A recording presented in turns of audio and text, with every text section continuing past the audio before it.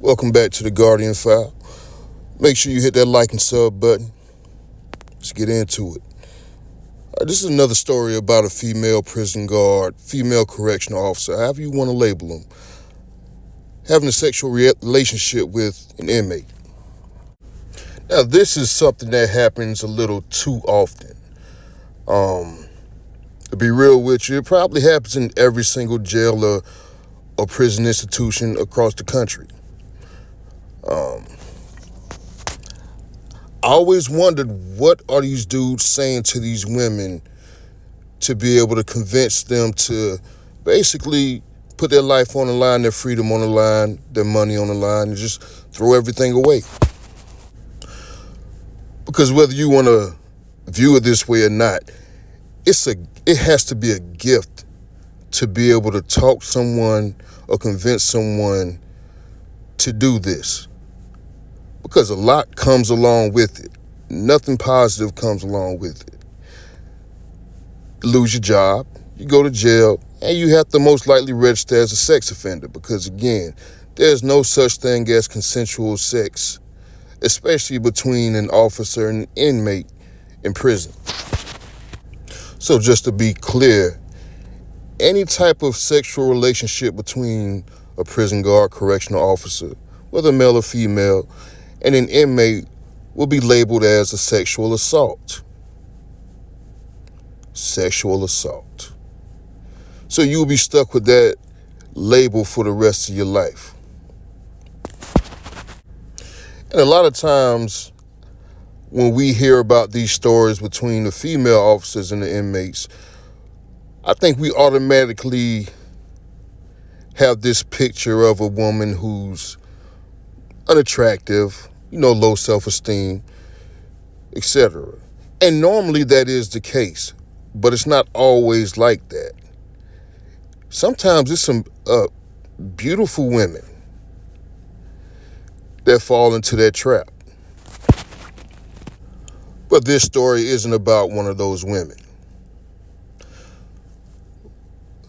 This one, we're just going to say her name, Edwards. Now, this woman came in, it's obvious, she wasn't too confident in herself, wasn't very attractive, and you could just sense the low self-esteem coming through her pores. So,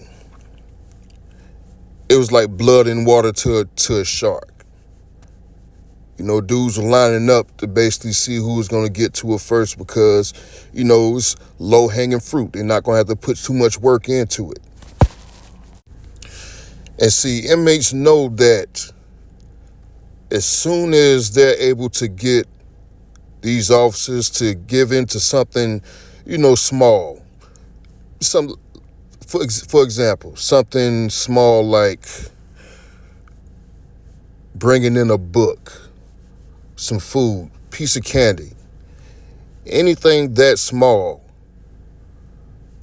Once they do that, they have them hooked because that's against policy. They can be fired for that, can be arrested for that.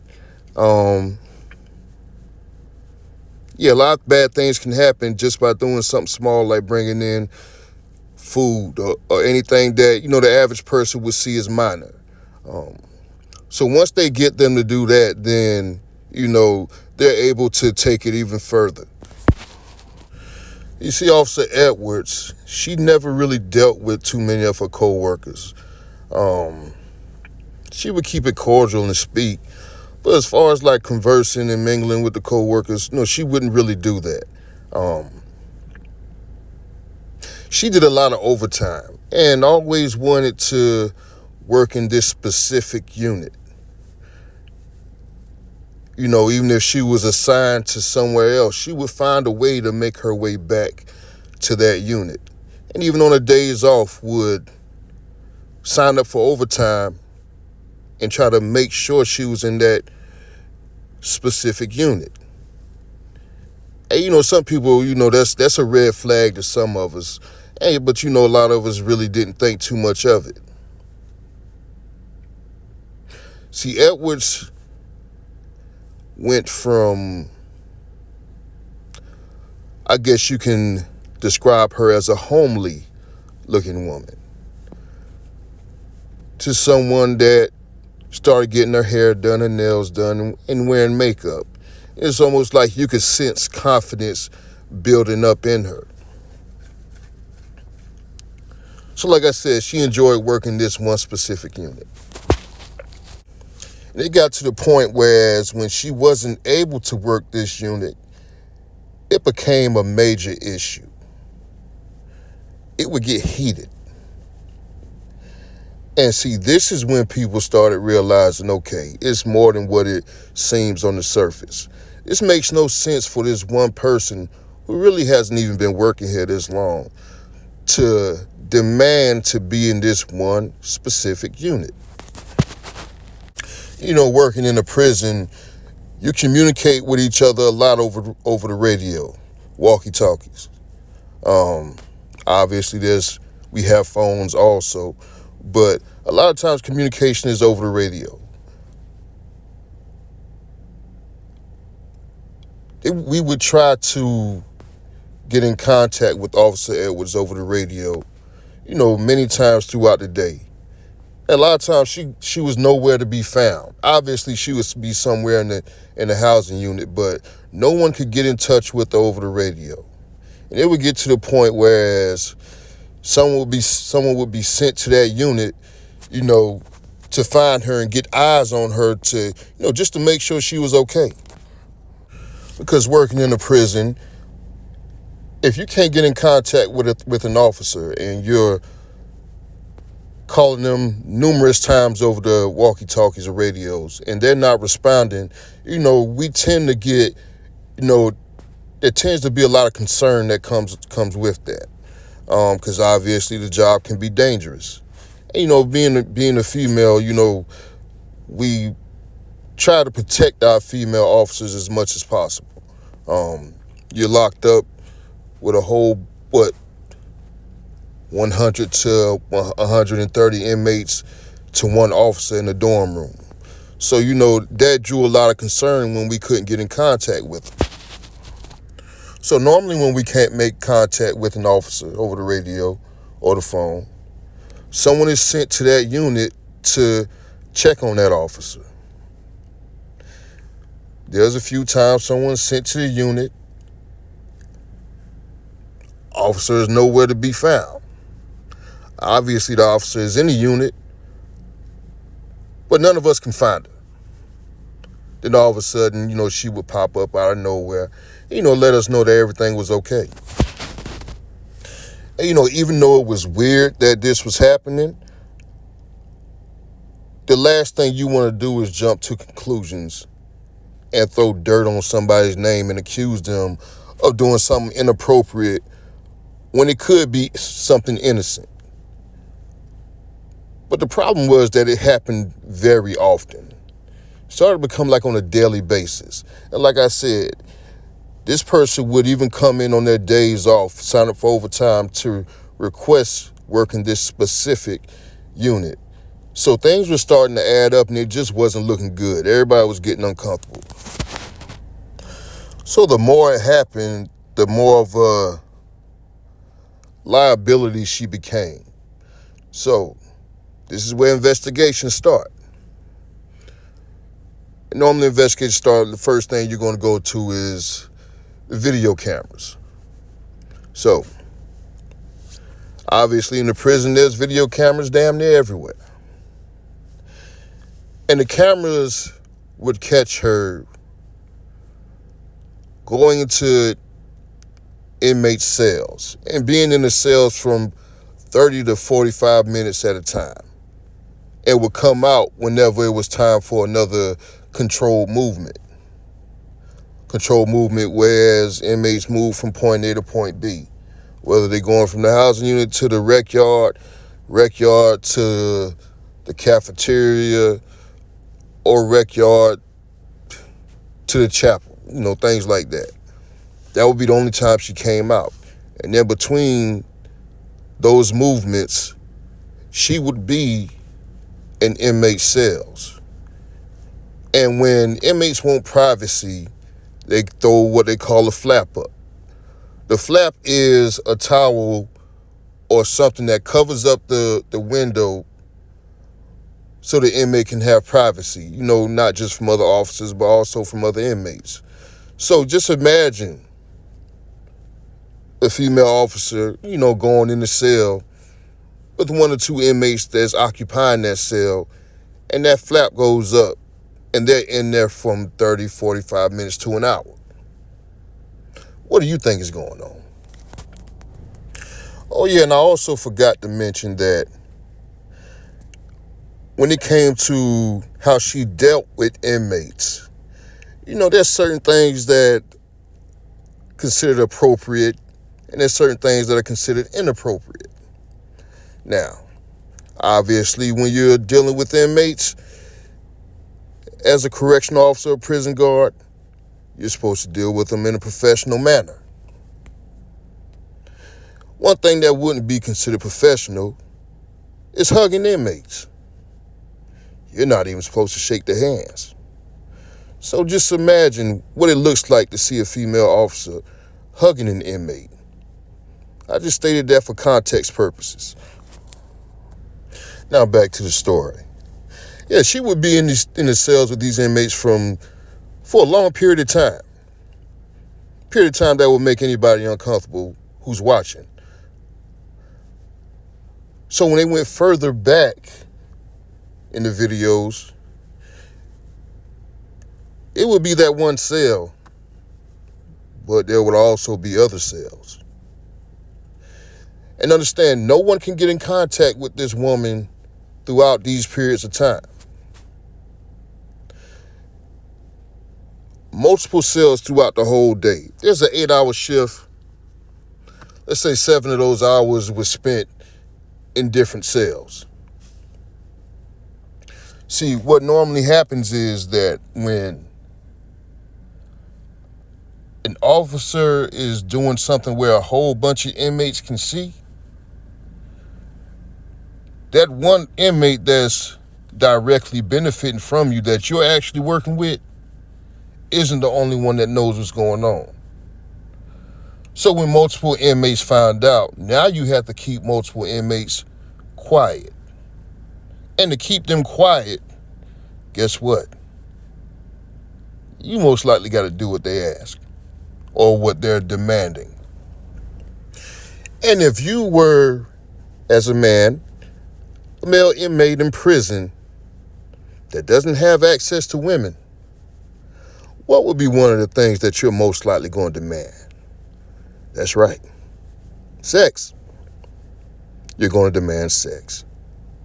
And see, that's what was happening. It went from dealing with one inmate to the other inmates getting jealous and wanting a piece of the action also. Not only that, but inmates would come in from other units. And she was basically being pimped. So on a daily basis, like I said, not just 5 days out the week, 7 days out the week, she was coming in to work getting plowed by multiple inmates a day. And see, what happens is that, yeah, the inmates have sex with you, but that's really not the ultimate goal. The ultimate goal is to try to make money off you. And they can do that by getting you to bring contraband in. Contraband such as tobacco, drugs, any type of hard drugs. They have access to all of that in prison. And most likely it's coming to the prison through an officer. An officer that's getting caught up in a predicament like this. See, they picked up on a low self-esteem, the fact that she wasn't attractive.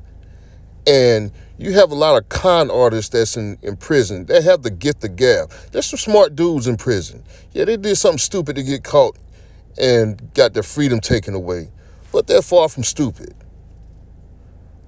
So it's easy for them to manipulate a certain caliber of woman. Tell her what you want to hear. Something that they know she's not hearing on the outside. And make her feel good about herself. Get her to do one thing. Now they got her trapped.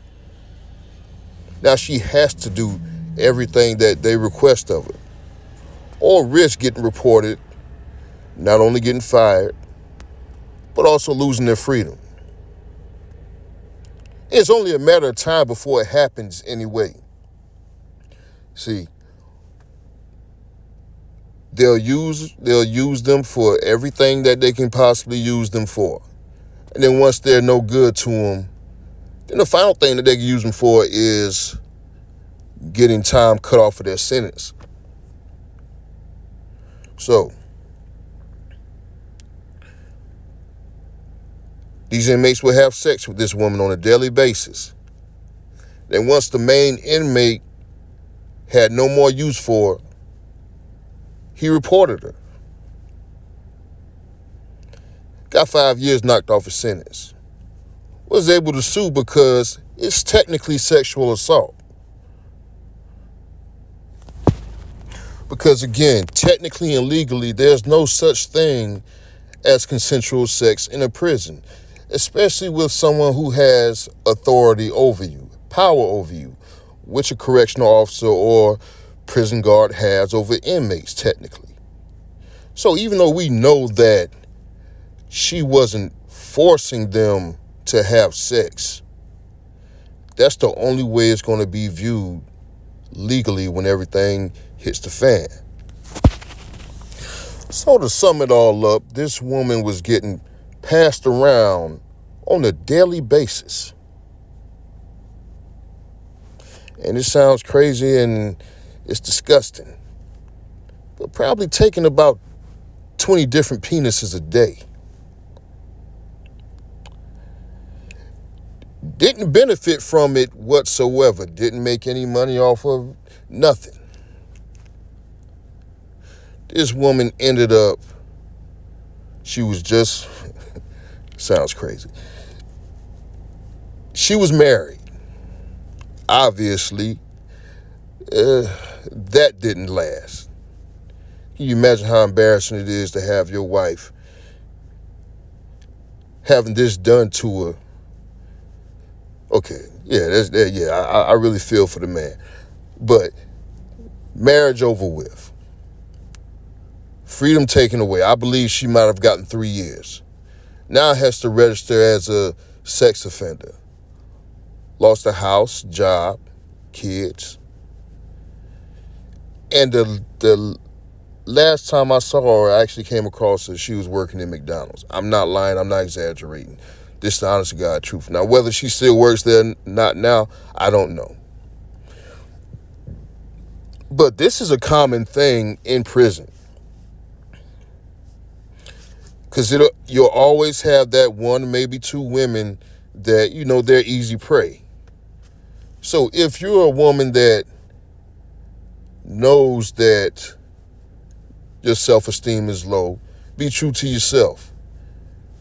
This job isn't for everybody, not for every man, especially isn't for every woman. You know whether you'll be able to fall victim to something like this, or you know that some women even go into this job wanting to do this because, it's guaranteed dick on a daily basis. And they're not really getting like that on the outside. So an inmate will make them feel like they're quote unquote beautiful dime pieces. Whereas generally society doesn't view them as that. So they can come in to their job on a daily basis, get their ego stroked, leave and feel good about themselves. But it never ends up in a positive way. It always backfires. Majority of the time, you're going to end up in jail. You're going to end up losing everything. Just because you didn't have confidence in yourself. And I don't place any of the blame in the inmates. Hell, they're doing what they're supposed to do. If I was locked up, hell, I would be trying to get with one of the officers also. Either that, what other option do you have besides jacking off or going to the dark side and, doing that other stuff, which I don't even like to think about. But if I was an inmate, I'll be doing the same exact thing. So you go in with the mentality knowing that the goal is going to be to try to manipulate you in some way. And if you don't have the mentality to be able to make it past that, then you definitely don't need to be working in a prison. Because it's only a matter of time before you F up and lose everything that you've worked hard throughout your whole life to get. And for some odd reason, the inmates that are involved always end up getting time knocked off. So they won in a major way. They're getting sex and they're getting to go home early. Just because you don't have any confidence in yourself and your self-esteem is low. Make sure you hit the like and sub button. I'm out.